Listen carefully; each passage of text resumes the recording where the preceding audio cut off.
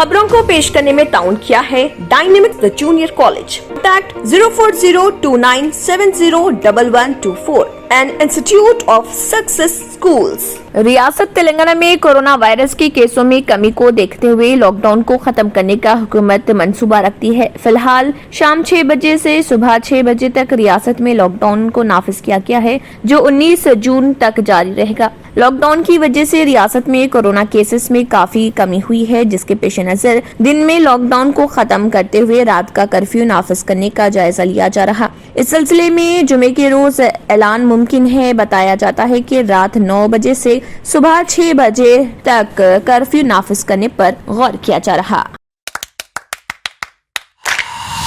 Dynamic Success the Junior College. Enter to win. Masters in MPC and BPC. Integrated coaching for NEET, IIT, JEE. Separate block for girls.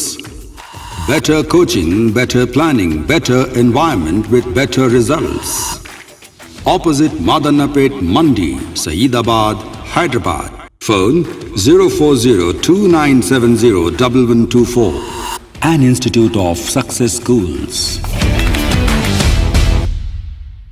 अगर आपने हमारे channel को अभी तक subscribe नहीं किया है तो यहाँ पर रेड कलर का सब्सक्राइब बटन दिख रहा है, उसे क्लिक करें और हमारे चैनल को सब्सक्राइब कीजिए और साथ ही साथ बेल आइकन को भी क्लिक कीजिए, जिससे आपको ताज़ा अपडेट मिलती रहे।